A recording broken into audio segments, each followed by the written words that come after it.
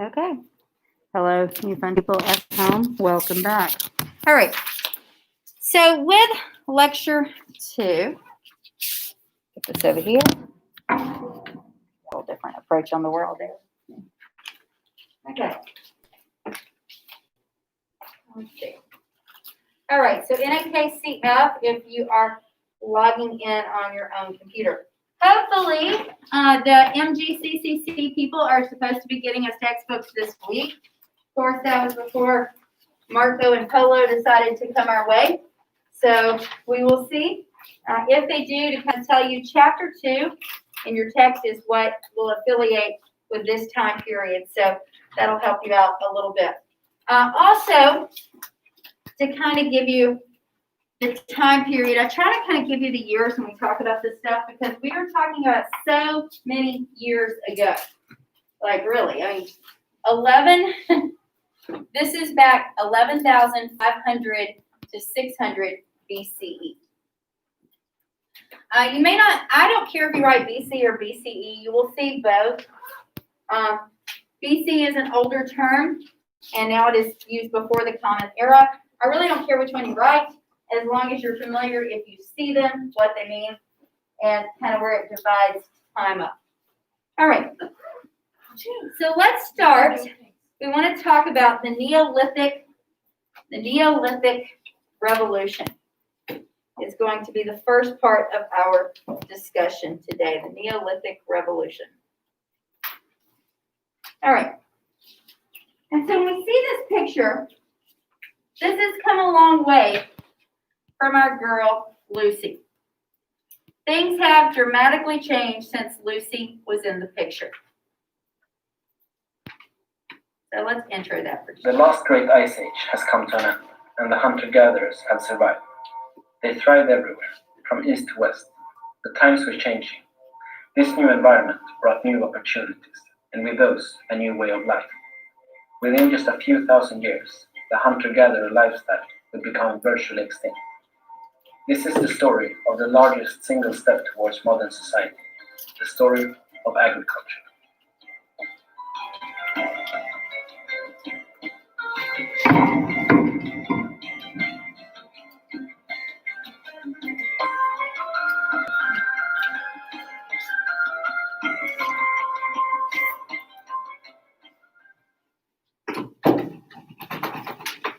By 12,000 BC, human technology had entered the Neolithic era. Stone was still the primary tool-making material, but its uses had become immensely sophisticated compared to earlier eras. The atmosphere was becoming warmer and drier, which promoted the growth of annual plants that could lie dormant during drier seasons and pollinate during the wet season. In particular, the abundance of wild grasses exploded. It wasn't long before humans noticed these grasses could be harvested for their grain. This grain could be harvested and stored over longer periods of time due to one defining feature: it did not decay. For the first time, humans could produce a surplus of food. This first happened in the Levant, where Natufian culture grew around this new method of food production. However, this was not agriculture as we know it today. Humans were merely storing and processing grain from natural grasses without an understanding of how to control them. But this all changed around 9000 BC when the planet went through a brief period of cooling, called the Younger Dryas. It caused the collapse of the Natufian culture, and its people were forced to adapt. Some returned to the nomadic way of life of their predecessors, but a select few took a bet with nature. They located a floodplain by the Jordan River Valley and sowed some of their grain into the fertile soil. The result was revolutionary. The following year, the grass they'd come to depend on had grown. They had gambled their precious grain, and it paid off. This represents the first true agriculture and allowed the local population to continue their solitary way of life. This process was not just limited to the Levant or grasses. A total of 8 crops were domesticated across the Fertile Crescent, sometimes known as the founder crops. They were linseed, emmer wheat, einkorn wheat, barley, lentils, peas, chickpeas, and herbal. These same plants were domesticated independently in Egypt, and most in the Indus Valley as well. In China, rice and millet were domesticated, whilst in Mesoamerica and the Andes, maize and the potato underwent domestication. These 6 regions acted as the drivers of agriculture on Earth. Back in the Levant, the nomads displaced by the younger Dryas had begun to herd goats. These animals could be farmed for their milk and meat, and could live easily off local vegetation. Goats were selectively bred to have shorter horns and exhibit less aggressive behavior, and by 8000 BC, these goat herders began to mix with agriculturalists. This provided a stable source of meat to the villages of the time, and along with naturally growing fruit, provided a varied diet. The supply of food now far outstripped the amount consumed, allowing for growth in population across the centers of agriculture. As the population continued to grow, the use of farming tools spread. Soil was kept fertile using plows, and the process of harvesting was eased by sickles, whilst the arrival of new cultures, such as the halaf around 6000 BC, prompted the introduction of pottery. Pottery in particular became significant for a number of reasons. It was primarily used to store excess food and water, but over time also became a medium for creative expression. In addition, pottery became one of the earliest specialist occupations, as potters could trade their goods for food. By 5000 BC, the halaf culture had collapsed and been replaced by the Ubaid culture farther south. Up until this point, agriculturalists had been restricted to villages of no more than a few hundred people. A process of rapid urbanization allowed these small settlements to grow into cities. These cities acted in a more stratified society, where the priestly elite would be responsible for the administration of the city. Specialist workers such as potters and toolmakers would produce vital economic goods, and the farmers would produce the city's food supply. Also during this period, we see the rise of public architecture, mostly in the form of temples. This implies the existence of a tax regime imposed by the city leaders, and demonstrates the ever-increasing wealth of settled societies. Moving forward to 4000 BC, the Uruk culture, named after the city of the same name, now dominated Mesopotamia. Much like the Ubaid period, urban development continued, so much so that Uruk's population may have exceeded 40,000. This was an occupationally diverse population, and many households relied on trade to secure an income.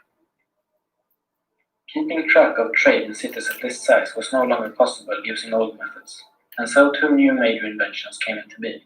Firstly, the first genuine currency came into use in the form of clay tokens, where each one would have the equivalent value of 1 sheep. Secondly, much like today, exchanges in this currency for goods and services had to be recorded. This was done by sourcing naturally occurring clay from riverbeds and inscribing symbols to record information. This style of writing is today known as cuneiform and represents the oldest writing system in the world. Elsewhere too, such as in Egypt and the Indus Valley, cities of similar sizes were appearing and developed a similar economic infrastructure to that of Mesopotamia. But despite all this, they were still using Neolithic stone tools. During the 3000s BC, this began to change. It was realized that smelting copper ore found in rocks yielded pure copper. This was stronger and more robust than stone, and could be reshaped when heated. In a process known as the diffusion of metallurgy, copper smelting had spread to most urban centers. The beginning of civilization were now coming to the fore, and hence the age of stone at last comes to an end.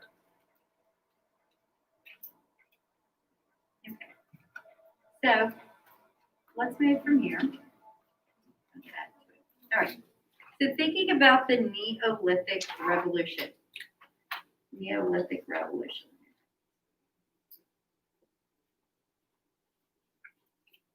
All right. With this, what you're going to see is that it's really agriculture. Agriculture is what is going to change everything. And we kind of alluded to this at the end of our discussion on Friday. We talked about how agriculture was going to be introduced, and that was going to bring a big transition. And so this is especially in the Near East. Women begin to gather wild grain. Women begin gathering wild grain. Something as simple as just walking out and collecting this is going to totally change society forever. So the gathering of wild grain. All right. With this, it also leads to a new Stone Age. Why? Well, because there is a desire to have better tools to better gather these wild grains. So people are starting to settle. People are starting to settle.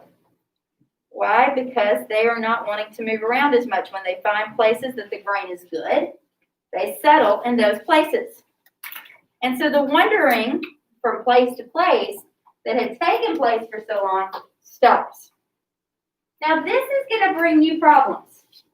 One of the things I always find interesting in history, and maybe it's just a study about human nature. Some of the questions you guys were asking the other day, I really enjoyed it. I'll be honest with you, I thought it was engaging. When you start thinking about when did this first happen, you know? And the fact that as society started to settle and they started to grow food or collect food, that brings a whole nother set of problems. Social groups, social stratification, like who do you want to live in your grain city? You know, you could think, well, surely they weren't like that. Have you ever met somebody that you're like, I don't know where I'm going to live, but nice to you? I mean, all of us, I can find something to like about everybody. That is one of my, if I were to name what I think is one of my best traits, I can find something to like about everybody, but that doesn't mean I want to live next door to them. You know, I know there was a house that we looked at purchasing when we bought our house years ago. And we went in the time that we were inside looking at the house, going through way before we had my son. The people who lived next door, their kids came out and set a dirt bike ramp in literally the road.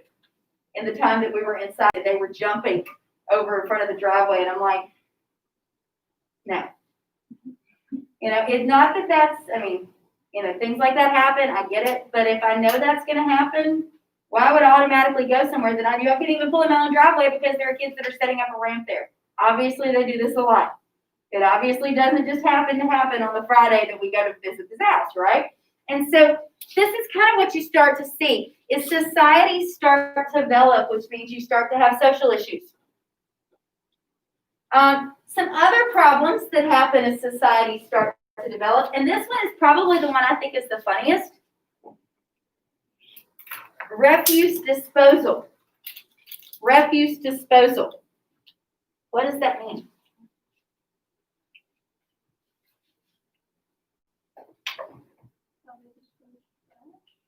Could be trash, could even be fecal matter, you know, but unnecessary items that you don't need. You know, it's probably not something we spend a lot of time thinking about because that's already determined for us, right? But they started growing grain and collecting grain, and so then they had to set some rules. Okay, here's where you can poop. What was that called? Refuse, R-E-F-U-S-E. Which seems silly to us, but have you ever walked through your yard and stepped in something that you knew wasn't from you or yours? You're like, whose stupid dog has been in my yard? I mean, my dog is like, I have this little tiny Jack Russell, and the other day I'm like, something in my front yard going, that's not our girl. For one thing, she's in the back, and for another thing, that's not our girl. And, you know, we have boundaries, right? We start to develop those boundaries of, I don't want to walk out and there's my neighbor. And so, seems like a small social problem, but at some point, those were discussions that were actually had in communities.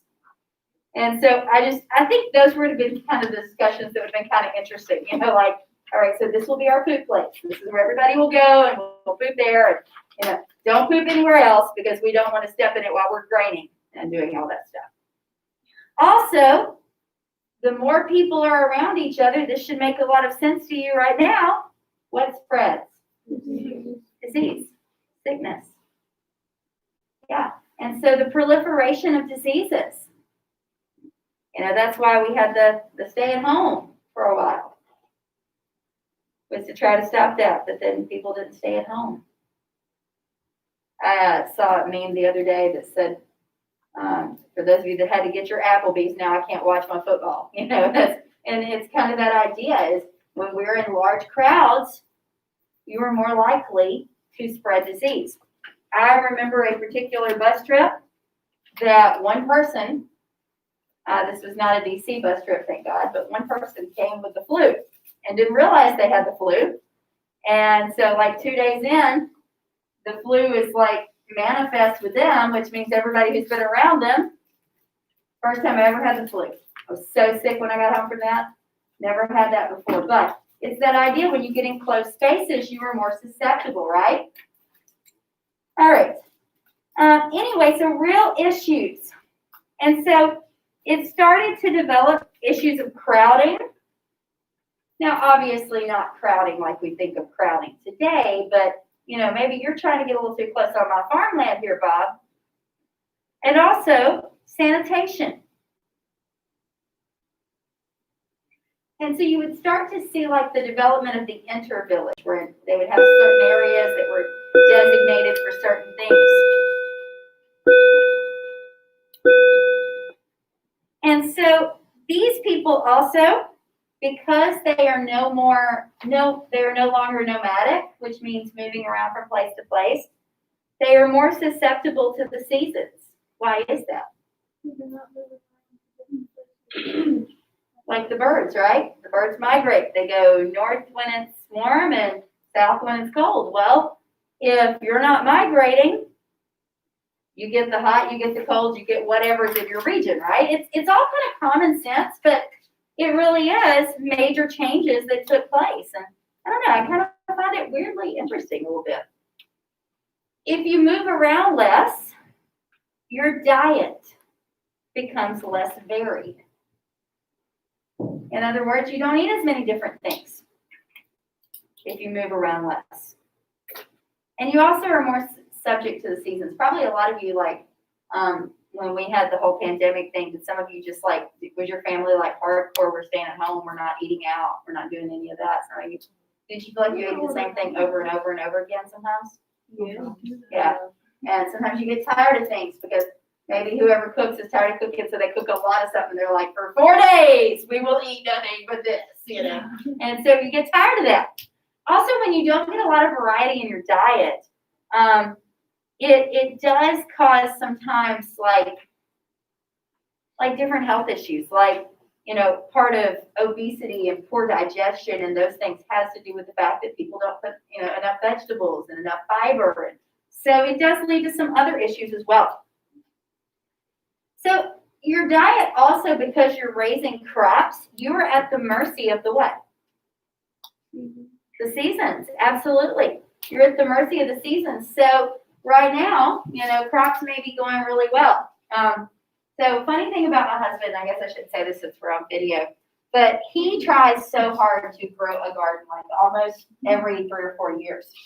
And so Corona was like, he and Micah like went straight to garden. In fact, Michael will tell you it is not my garden because I'm like, we've been there, done this. I don't care to do this. Every time it goes badly, and we spend all this money buying seeds and stuff, and it all dies. And so, anyway, I'm very optimistic, as I said.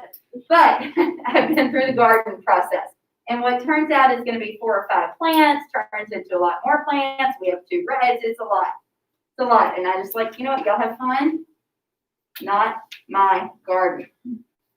So the problem is then you get pests, right?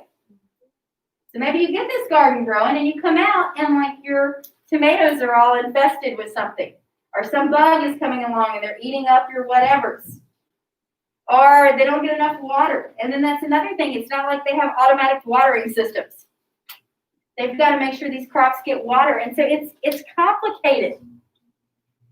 And so we see also the socialization gets complicated as well. Oh, not quite to Jericho yet. All right. So you begin to have different groups of society. Now, it doesn't begin like week 1, but sooner or later you start to have these groups. A lot of times the groups are based around job specializations. Certain people are just better at certain things and have more interest in certain things. That's why a lot of you will go into the fields you go in. It's what you like. Or maybe it's what you're good at. I'll get students who will say, well, I'm good at math. I'm good at this. I'm good at that. I like to do this. And so that becomes a trait for you. You also have certain jobs. And Caroline's not here today. We would use her for this. Certain jobs that are passed down through families. She talked about her dad was, what was it, for those of you that are my everyday people, was it a 5th generation? 5th generation fisherman, commercial fisherman, and that neither she and her brother have any interest in being a commercial fisher person, so, it kind of dies with them. But For instance, in the small community that I grew up in, the Haynes family, like, the underwear Haynes, but not those Haynes, they own the funeral home. The one funeral home in town. And so it's pretty much, if you die, you're going to go see the Haynes. That's what happens. And so if their son, well, would be grandson now, knew that was kind of the profession laid out for him. Why? Because they kind of have a monopoly there. Pretty good gig, small town. Everybody who dies comes through you. And so with that, you start to see professions also that pass down through family generations. Why? Because for a lot of you, the idea of working at a funeral home, you're like, that's kind of strange. But if that were normal, if that were a part of your everyday life, if that's what, if you've ever seen the movie My Girl, like a probably late 80s, early 90s film, Macaulay Culkin, and I can't think of the girl's name. It's not Dakota Fanning, but anyway. And he's in there with this little girl, and her family, they're the little morticians. And so she's used to walking through the house and seeing like a casket there, or somebody else is having their wake or whatever. And it just was part of her daily life. And so now think about it, it was strange to her. And so basically these careers become things that pass down through family lines. And of course, from an early age, you would learn certain things about that career just because you're exposed to it and because you're around it. Community leaders start to emerge. Community leaders start to emerge. Sometimes decisions have to be made, right? And you want somebody to make that decision, whether it's you or somebody else. Because there is nothing worse when you have a lot of people who can't make a decision. There's a meme that I used to love that said, have you ever looked around for an adultier adult when you realize you're the adult in the room? I have been in those moments when I'm like, crap, I'm the person in charge. I've got to handle this. And so you want community leaders to start making choices for your community. And then that's going to result in a whole nother class, which is going to be your warrior class. Why? Because other tribes are going to start coming in and infringing upon your grain territory. And so then you got to put them in their place, right? How do you do that? Well, you get your warriors, and your warriors fight their warriors, and whoever's warriors win, then problem solved. And so this is where this all kind of develops, if you will. So let's talk about Neolithic villages. By 4500 BC, or BCE, I don't care which one you use. There were Neolithic villages. We have evidences of villages in the following places. Now, they were not called this at the time, but Iran, Iraq, Syria. We are having a historical experience in this Greens room. You sure can. All right. I think you need guidance, sweetheart. Ooh. Wait, what was the evidence of what? The new Neolithic villages. I was going through who those are. And then describe the path by the door there if you want to take it. And I'll help you catch up when you come back. So Iran, Iraq, Syria. Notice all of these are in what area? Middle East. Yep. Palestine. I don't know. Turkey and Egypt. All of these are close to each other, very much so. And so there are villages there that are starting to become cities by this time. And this is where Neolithic Jericho is, which we'll talk about it a little bit later. So we start to see these vast villages in these regions. By 3800 BC, they're across Europe. So we know they're in the Middle East. By 4500, there's a lot. By 3800, they're across Europe. The earliest documented, we're not saying that it is the earliest, but it is the earliest one that we have 100% for sure, is Jericho. And Jericho is a city in Palestine? That was the first one y'all found? Well, not me personally, but yes. Yeah. Yes, the first one that, like, did they have evidence, there's enough, they've actually carbon dated it, and the carbon dating for it is the oldest of any of them that they know were organized cities. Does that make sense? Like, there may have been earlier. Do I have? That is the oldest one for sure. That's the name. Is Jericho? No, Palestine, okay. well, we found it. Palestine. Where is it? In Texas. Did not know there was Palestine, Texas. Now, people from Palestine, you call them Palestinians. Seriously, from like that Palestine, not Texas, Palestine. So Jericho is the oldest village now? It is the oldest one that we know of, yes. And so how do they do this? They do it through radiocarbon dating. I think I have this. Let's see. Wait, so what is that they found? Well, what they found is they found evidence that there was an actual village there. What did they find? Several different things. It could be like evidence of long-term settlement. So, yeah. Specifically, I would honestly have to look it up. They had some temples with some certain religious figures. There were evidences of possibly like where they had built like rock encampments and stuff. But nothing quite as extraordinary as like a blueprint, but you know. All right, so check this out. So radiocarbon dating. Now, basically what this does is it allows us to measure the beta decay of certain items. It tends to work best with items that are radioactive isotopes. And so with all living organisms, that's why wood is so commonly used for this, absorb a known amount of radioactive isotope carbon-14 from their environment. I don't care that you understand all the science of it, but I'm just explaining it to you as much as I can understand it. So here's what happens is after you die, your carbon-14 atoms slowly disintegrate. And it seems like those atoms are kind of disintegrating. They've got a rate at which they know they disintegrate. It's kind of a consistent rate, if you will. So maybe you've wondered, like, with, I told you guys I do a lot of crime. I don't do a lot of crime, but I do a lot of crime shows, particularly true crime. And with those, they'll find these bodies that they pretty much can figure out how old these people are. And depending on different things, they pretty much do that through radiocarbon dating. They can do that with bones too. So there you go. But anything that was once alive, they can use radiocarbon because once your body stops living, or once the tree dies, or whatever has happened, then that radiocarbon, it starts to disintegrate at a known rate.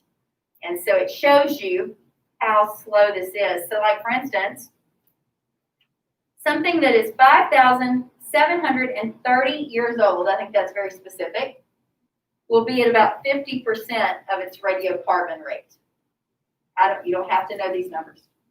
25% happens at around year 11,460, so doubles basically.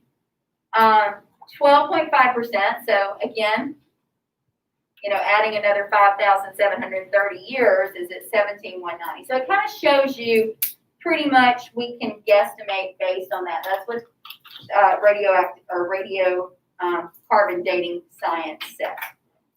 All right, so it's accurate depending on who you talk to. It's possible to approximate the age of an organism by measuring the amount of carbon-14 remaining. That's what we know.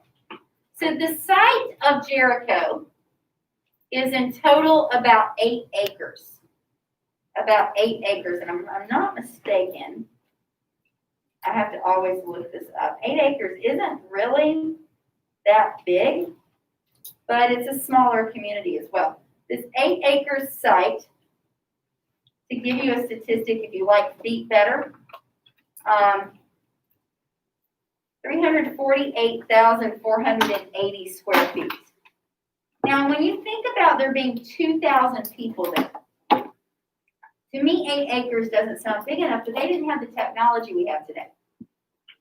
So like today, for 2,000 people, you would have tractors and you would have all these other technologies, right? That they just didn't have to farm.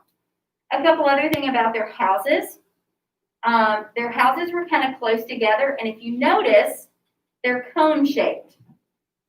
They're cone-shaped, so you would see these cone-shaped houses. And they had columned temples. Think about like the big columns, like in front of the school columns, Greek architecture columns. They had these columned temples. What did you say about the houses? The houses were cone-shaped. Cone-shaped. Yeah. Jared was So they had, when they marched around Jericho 7 times and the walls fell. in the Bible, yeah. This is actually that. This is the structure of Jericho. Is the oldest known carbon-dated city in the world that we have evidence of, anyway. All right. So the types of figures that they find in the temple there, animals. And so we assume they worship these things. Statues of men. And some of these figures are very, very small, more like figurines, if you will. When I hear figures, I think big statues, but it's more like little like small pieces. I think I may have some on here. Yeah. Also, women. So both the male form and the female form. And also they have some of these little structures that seem to be of an infant boy, of an infant male. All right, so moving from there, their pottery, we have Jericho pottery that dates back to 7,800 BCE.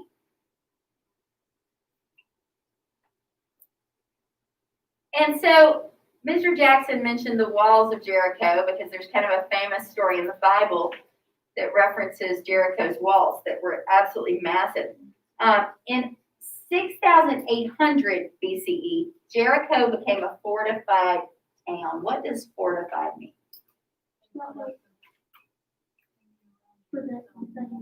Yeah, they become basically a fort, and so they put those big walls up. What year? 6,800 BCE, around there. Oftentimes when you're reading about this time period, just to kind of let you know, so that when you see this, you'll know what we mean, you'll see the term circa. Circa just means around. In fact, that sign literally used to be called circa. It has now become at, so it has been redefined. But if I, like a date like 6,800, that is circa. It's or somewhere around there. They built the walls. The picture really doesn't do it justice. Not only are these massively huge walls, in fact, the stories of Jericho talks about that it was right enough in the history that we have from these ancient times. Some of this is getting out of prehistory, that chariots can ride on the top of the wall. So that means they're strong and they're wide. I'm not exactly sure why you would want to race chariots on the top of the wall. Like, hey, we could race down around it. Let's go on top. They also dug a moat around the outside. Like in all the movies where they have like the drawbridge and there's the moat around the castle, they dug a moat around these because that also kept somebody from getting in. Because if you're surrounded by a big ditch that holds water, then they can't cross that easily. The men of Jericho were defined as being big men. Big men. And so this is the Neolithic Jericho site in 8,000. Jericho, I don't think so. I think it's something else. Yeah, Mesopotamia. Yeah. Sorry, I pulled these up earlier in the day and then I forget because I teach in that class and I'm trying to remember. All right, so we talked about radiocarbon dating. All right, so this shows you some of their art or what we believe to be their art. It's a little unusual. So they've taken a skull and they've turned it into kind of an art project. Would be maybe a little different today, but hey, who's Jericho? All right, so let's talk about the next site. And I am probably about to butcher this. So let's see if we can get a pronunciation on it. It is Turkey. It is in Turkey. And I think I look it up every time.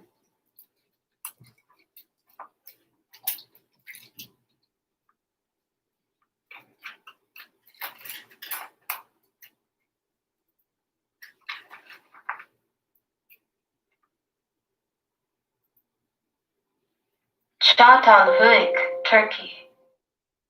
Chateauhook? Çatalhöyük, Turkey. Wait, I always struggle with it. Okay. All right. Çatalhöyük, I heard you. Turkey.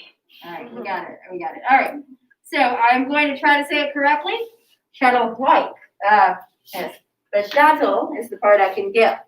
So this community is in southern Turkey.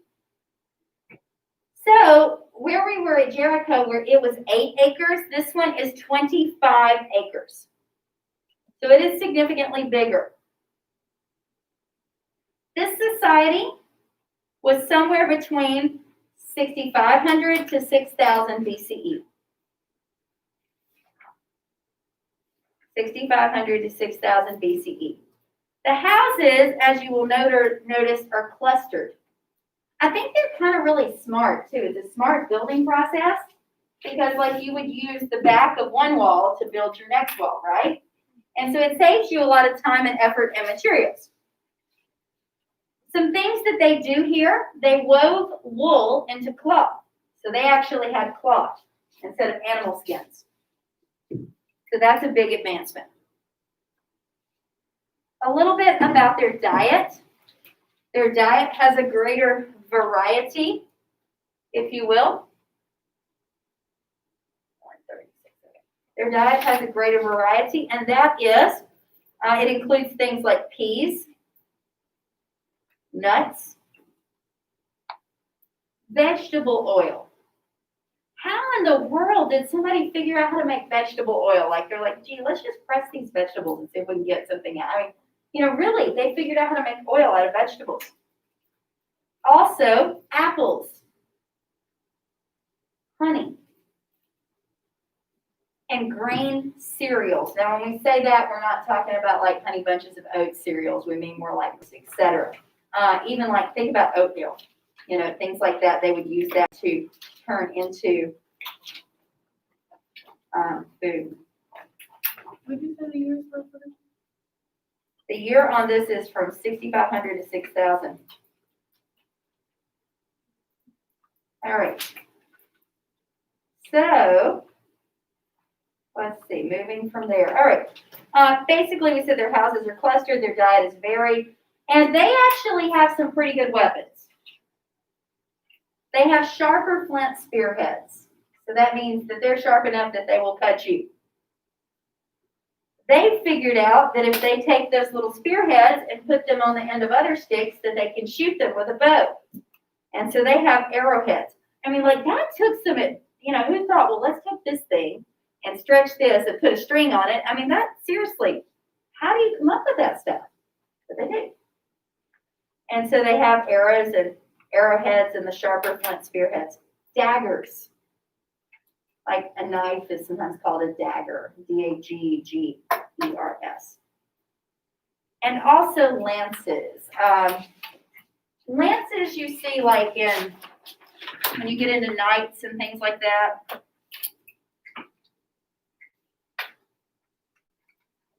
Like this, be long sticks that you would use on your horse so that you could stab or push somebody. So they start to have these new technologies. New technologies, again, which don't seem that new to us, but it makes them a stronger society because they know how to kill people. And that was kind of a part of it. This is one of Iran's older villages. It's smaller. There are others that surround it that are a little more primitive that we will get to momentarily. This one may be older than Jericho. There's just not enough evidence. And pronouncing it is another one I have to look up every time. I try to do that because I don't want to be disrespectful to these cultures and just butcher it, but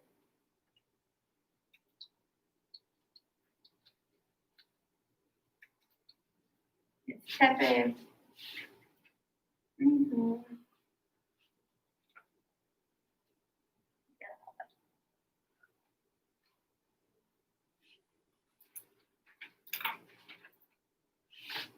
PronounceNames.com. Thank you. Del Carney. Yahya. Yahya. Tepe. Yahya. Yeah. Do we have the correct pronunciation of your name? I hope so. Okay. All right, so anyway, Yapia, I guess. There we go. All right, so Tepe Yapia. This society is one of the older ones in Iran. It is more primitive, though. It's not as advanced as Katala was. It is basically in south central Iran. They do have pottery. And they use, it talked about in the Neolithic villages, they use bone-handled sickles. Now, what a sickle is it's an item used for harvesting grain and wheat.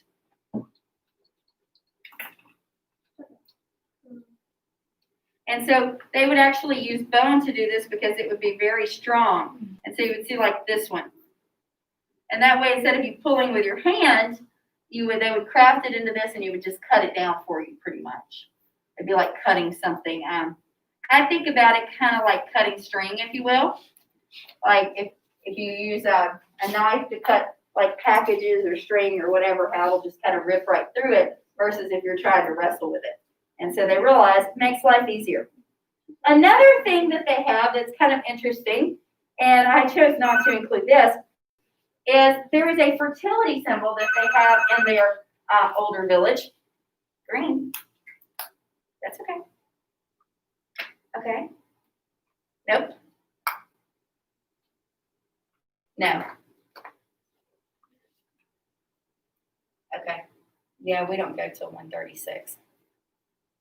Yeah, it is. Okay. I completely understand. Okay, I'll ask her, I think. I'm gonna try a snack and see if you feel better. She said, is she dead yet? I said, no. She said, I'm sorry it took so long. I was like, oh, I'm glad she's not dead. So, nurse Harring's funny. All right. Okay, let me write you a nurse pass. All right.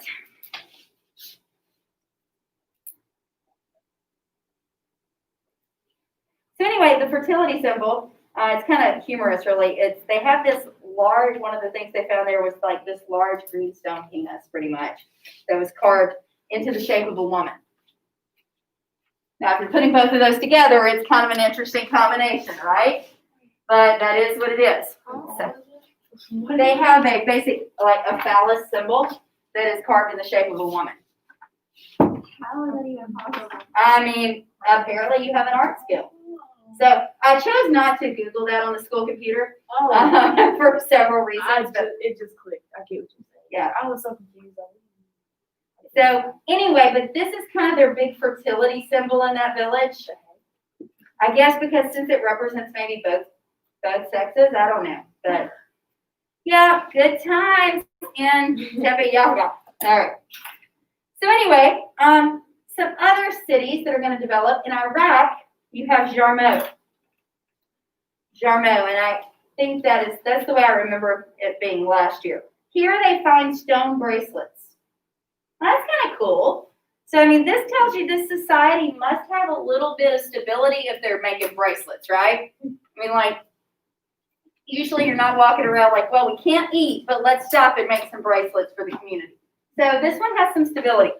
Also, they make beads, which you would have to do for your stone bracelets, if you will. They have different tools that they make. And this society is advanced enough that they begin to do craft specialization. Craft specialization.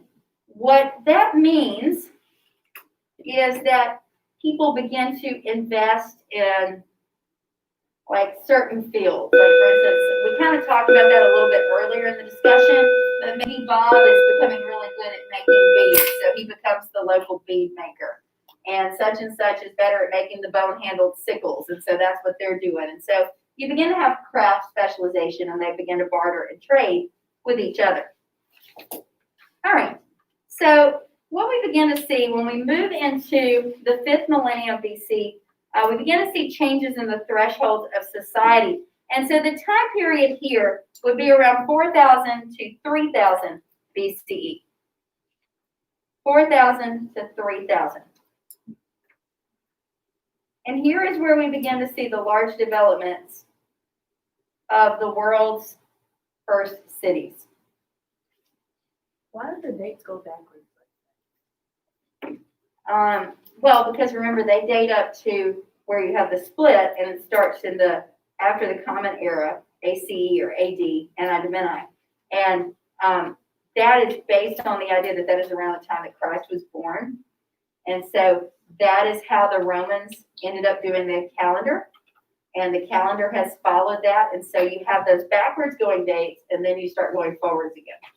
And so it is definitely confusing. It's like 4,000, 3,000, this, that. It's like, what is it? 3,000, 4,000? Yes, it is. It takes a little while. That's one thing that makes the ancient stuff kind of hard, is you're looking at these opposite dates. So a little bit about the threshold of civilization here. The world's first major cities begin to develop.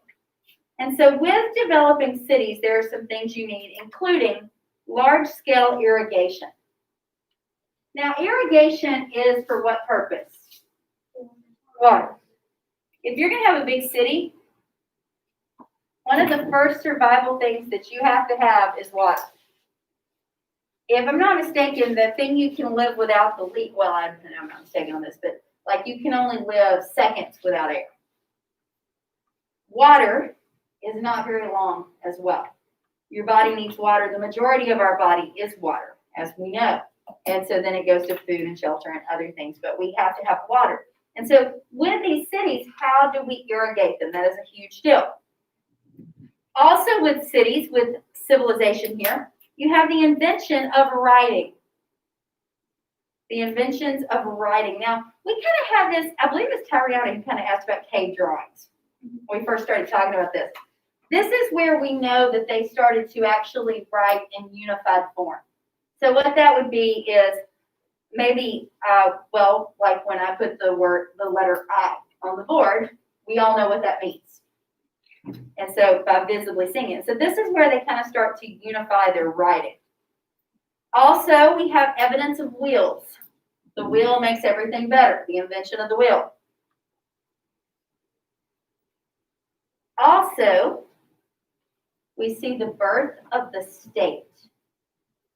And the state is just kind of that governed organization, if you will. The birth of the state. And the thing that makes this, I believe, and most scholars argue the most possible, is that we're walking into a period known as the Bronze Age. Why? Because they figure out ways to smelt, or it's basically you melt tin and copper together, and it makes bronze. And bronze is very strong. And so that allows you to make more tools and more advanced things that you did not have before. So the Bronze Age, with kind of the development of bronze. All right. So let's talk about what civilization means. If we're saying this is the threshold of civilization, civilization is based on a Latin word, which means civitas. And just, you don't have to write this down, but I find it interesting, which means city. And so urban life is going to be a major component of the birth of civilization as they start to have these bigger, more established cities. All right, so the one we're going to spend the majority of the rest of our time on today, here's some of these Bronze Age tools that still exist. So if these were built over 6,000 years ago and they're still around today, that means they did a pretty good job. These are very well done pieces of equipment. All right. So the area that we're going to talk about today for the rest of our discussion is going to be Mesopotamia. Mesopotamia.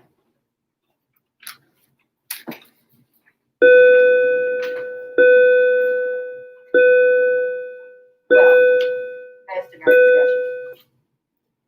So the era that Mesopotamia that we will discuss in the Bronze Age is from 4,000 to 2,500 BCE. So we're very quickly running up the scale here, right? We're getting into more modern times. 4,000 to 2,500. So Mesopotamia is made up of two Greek words. And if you just happen to speak Latin, Greek, and Roman, then so many of our words make a lot more sense to you because the root words all mean what they say. Now, I don't speak those, but I do know, And Potomia tells you Mesopotamia is the area between the rivers. That's what the name literally means. If this would have been a Native American tribe, they would have called it the area between the rivers. And that's what they're literally saying. So if you live in an area between rivers, tell me about your growing potential there. Very good soil. It's a fertile crescent. This is a good area. Now, on the flip side, with Mesopotamia, it is very good soil, but they also have lots of swamps. But they figure out a way to drain those swamps to where it isn't affecting what they're growing there. You have to be careful when you're between two waterways if it floods, right? So all of this is part of the balance of the ancient Mesopotamian region. So let's talk about some of the cultures there. The first one is the Sumerians.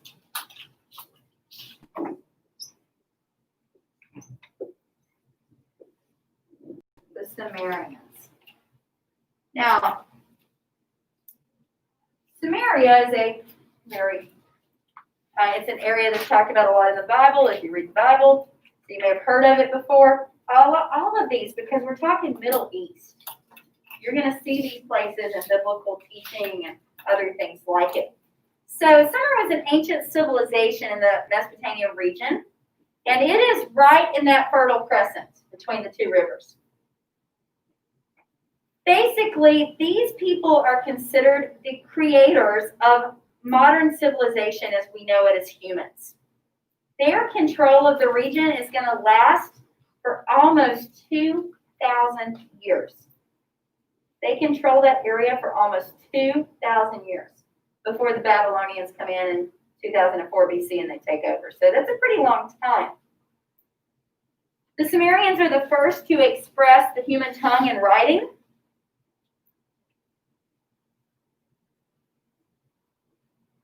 And they're also kind of the center of civilization in that area.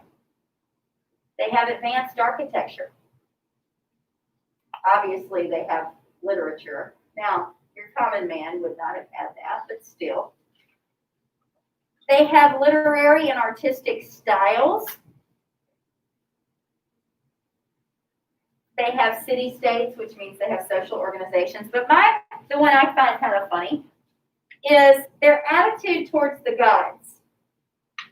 Because all of these civilizations have a religious take to them as well.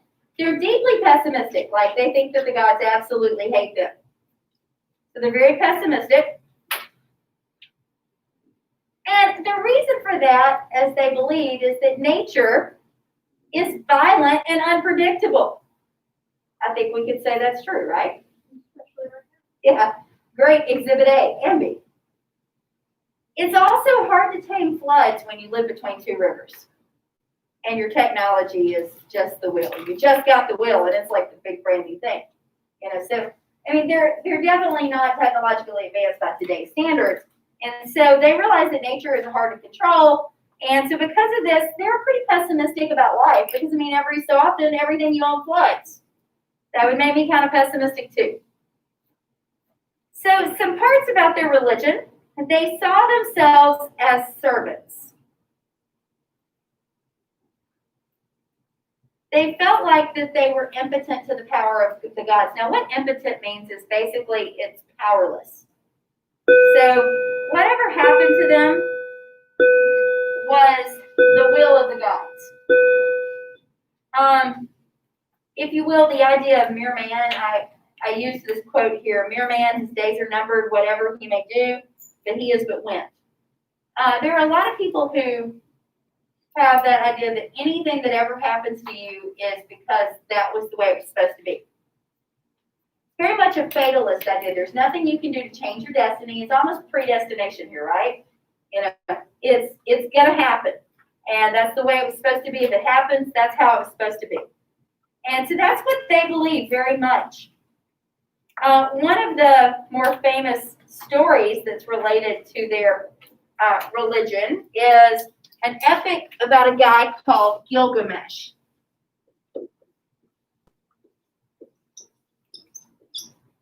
And what the Epic of Gilgamesh, basically the central idea of it, is it's about a person's fruitless pursuits to be immortal. So we're not going to live forever. Everybody's going to die. It is what it is. So also in their architecture, they recognize both their religious beliefs and they recognize nature. They make bricks out of clay. They make bricks out of clay. This shows you some of their structures, if you will. Yeah, nothing to be ashamed of. Their areas have terraces. They like terraces. And they like to make artificial mounds. Kind of like, see how this one looks like a big mound here? That's kind of what their structures look like. And one of the things that makes this type of building possible, and I'm going to write this for you.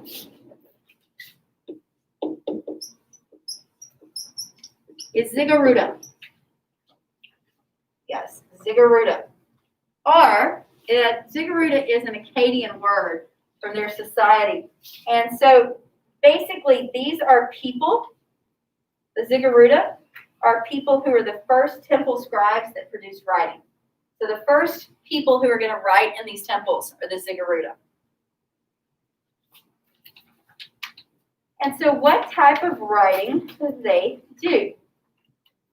Well, the term here is they do what's called cuneiform. It's C-U-N-E-I.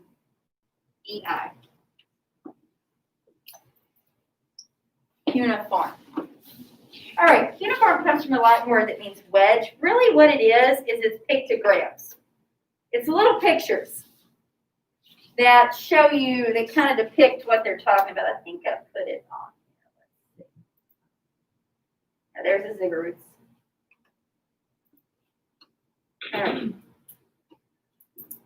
No, I don't guess I did. Let's see. Let me show you some cuneiform real quick.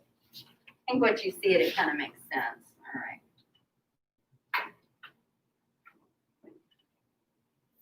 Yeah, so like this. So a series of writings that mean the same thing, basically. So every time you'll notice, like this is a repeat, the wheat with the two, like, there's that wheat. So every time you see that, it means something. There's the upside down triangle. So every time you see that, it means something. And eventually, these little symbols will develop into words and then, or to letters and then words. All right. So the cuneiform becomes their way that they tell their stories. The scribes will eventually add syllabic symbols, and so this will add it to sounds. Let's talk a little bit about numbers. This group also sets our standard for numbers, with 10 being the base number. Our number system is based around the number 10. And so they also, for some reason, are obsessed with the number 6. Not really sure why, but they're all about the number 6. Some very specific numbers for them are 60, 600, and 3600. By the way, think about it like this. How do we describe angles? What is a complete circle? How many degrees? 360.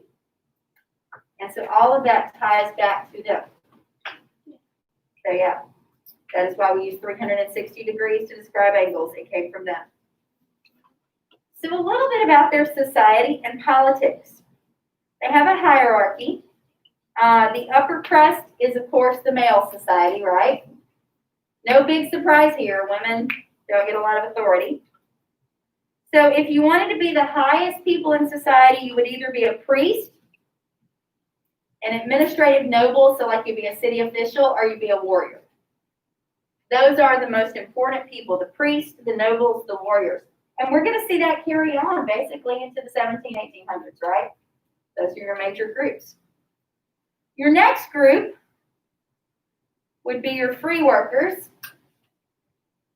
That would be like your artisan class, followed by peasants. And bottom of the rung would be your slaves. Now, at this point, oftentimes when we say slaves, there's an automatic assumption that because of American history, that is related to African slavery. Here it is not. A lot of the people in their slave system included female textile workers. And so that was their primary city exports, as well as people who were POWs, prisoners of war. If you got beat by the other army, they would take you and make you their slave. So contacts between these two. Tepeyaha actually has contact with this society. All right. So let's talk about the Akkadian conqueror Sargon I. The Akkadian conqueror first, Sargon, I'll get it right in a minute, the first. If you like years, I will give you the years for him. 2340 to 2284 BC.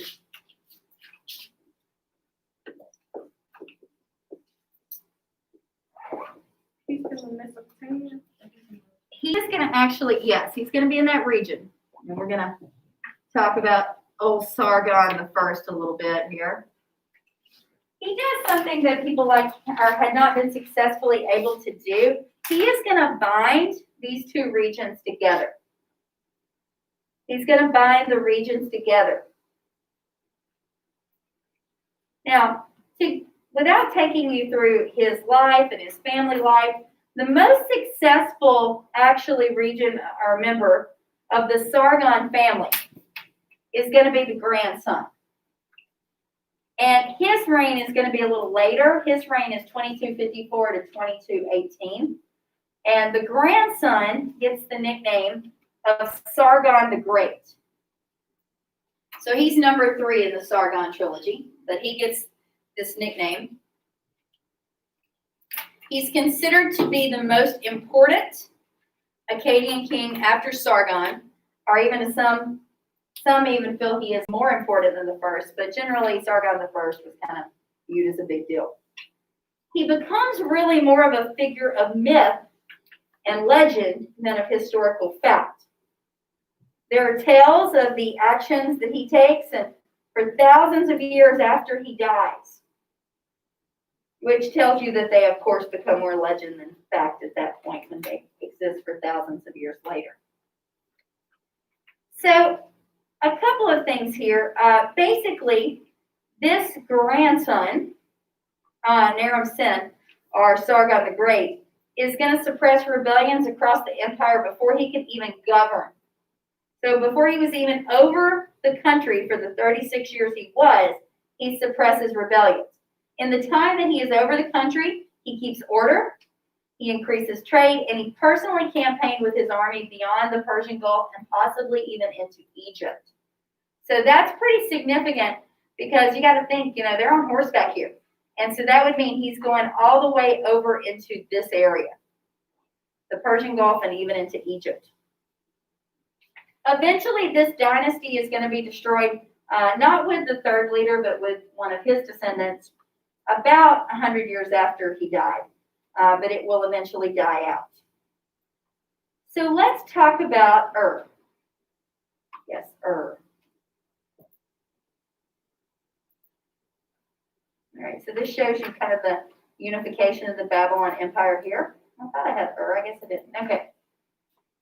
So Ur is going to rise to dominance to challenge the city of Akkad. It is a significant port city, if you see it down here, on the Persian Gulf.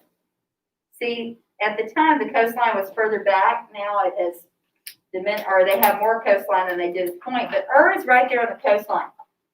And so because it had access to the ocean, it has great wealth.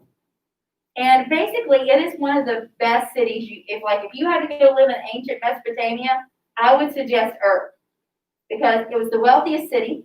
Most of the inhabitants, like even the poor there, lived better than anywhere else. And so it was most likely led by a priest or a priest king. And so what we begin to see here are issues that evolve with it. So let's go to 2000 BCE to the Babylonians. The Babylonians. So the Babylon becomes like the center of everything. So it begins to kind of, this whole area starts to become under one flag, if you will, around 2000. But their best known leader is going to come in 1792, so around 200 years later. And his name is Hammurabi. Now, out of the people that we have talked about from this early time period, he is the one whose name you are most likely to see in your lifetime, like mentioned. Hammurabi is kind of a big deal. Do what, huh? He makes like the rules. Yes. He is best known for a thing called Hammurabi's Code. You know, like for iPhone. Yes, it is, very much so. It is a system of laws that a lot of, like, when you look at, like, Old Testament beliefs, like the eye for the eye thing, Hammurabi's Code is going to collect local laws, and it is going to put them together. And so, if you read a lot in the Old Testament and some of the laws that they had there for people, even some of the laws in the Middle East still today, these are going to be based on those codes. All right, so check this out. The eye for an eye is one. Basically, if you kill someone, you die. This one's my favorite, though. To give you an example of how elaborate these got. If a house collapses and kills its occupants, the builder is executed. What?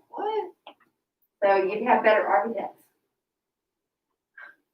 If the house also kills a son, then the son of the builder is executed as well.